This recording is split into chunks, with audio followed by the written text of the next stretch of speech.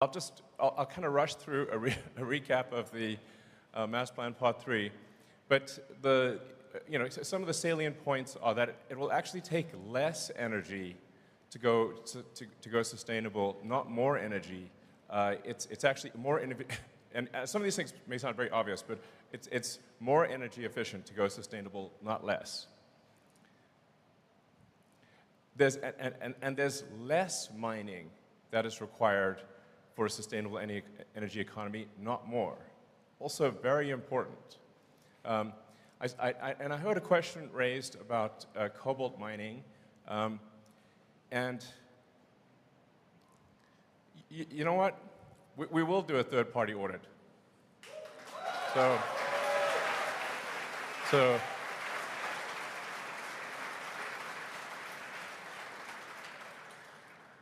in fact, we'll put a webcam on the mine.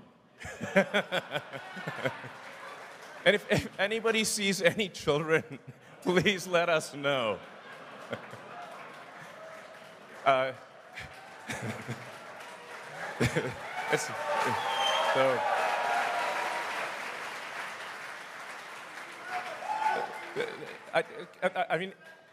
don't want to go off on a tangent too much on that front, but it's very important to appreciate that most of our battery packs are iron-based. A majority of our battery packs are iron-based, not cobalt.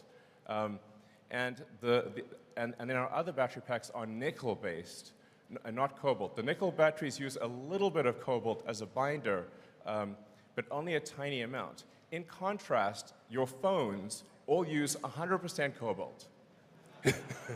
I recommend complaining to the phone manufacturers.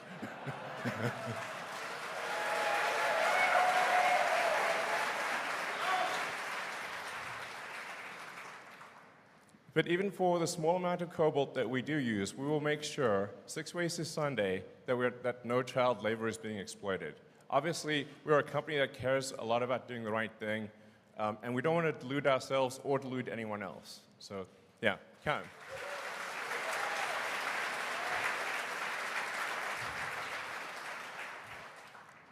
So, again, just recapping Master Plan Part 3,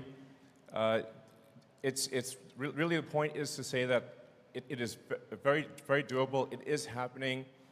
We need a threefold increase in solar and wind. We need to, admittedly, some of these are 29-fold increase in vehicle stationary and thermal battery production.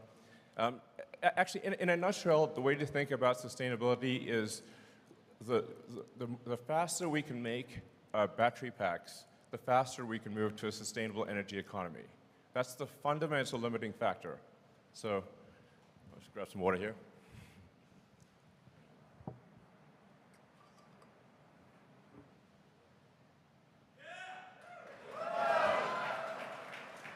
So, yeah, I can't emphasize that point enough. The rate of lithium-ion battery production fundamentally decides the rate at which the world transitions to sustainability, because the batteries are needed for all forms of transport and for stationary storage, given the intermittent nature of solar and wind power.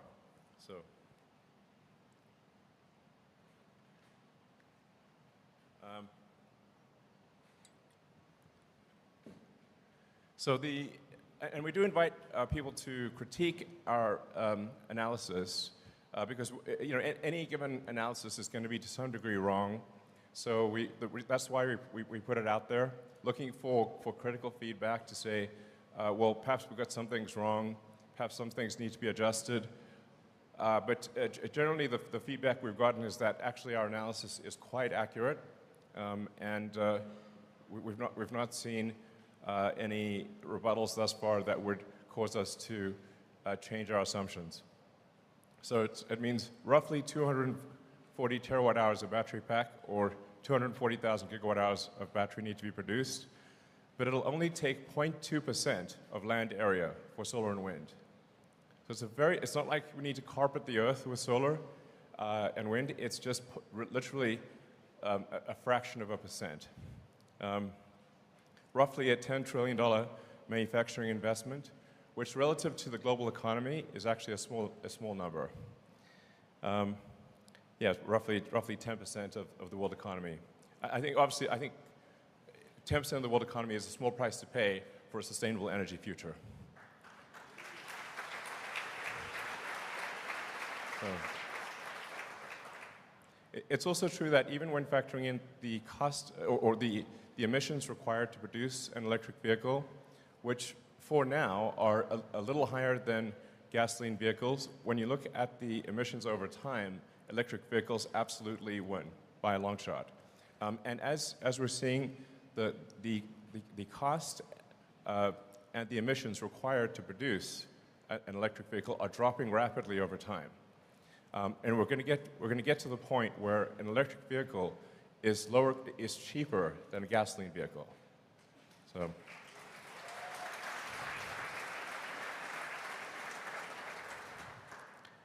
So in 2022, we avoided releasing about 13 million tons of CO2, reduced manufacturing GHG per vehicle by 30%, and reduced water usage by 15%, despite massive increases in output. So we also made our factories safer, which is really important. So we track the injuries per person, and we believe at this point we are best in industry or have the lowest injuries per person. So.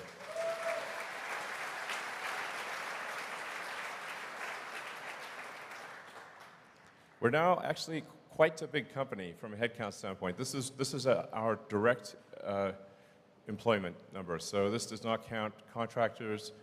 And for every manufacturing job, depending on how you count it, there are at least 5, sometimes up to 10 jobs created, because you got to look at the total supply chain, as well as all of the support functions. So, when you create a factory like this, you actually create jobs for teachers, lawyers, carpenters, electricians, and restaurants, and everything that's required to support a person at a factory. And this is why countries and states are so interested in having manufacturing facilities in their location. So anyways, it's a lot of people gainfully employed doing very useful things. We received 3.6 million job applications last year. So,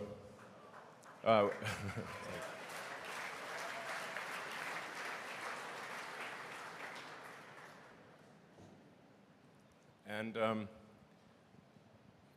once again, the top 2 most desired companies for engineers on Earth were SpaceX and Tesla. So,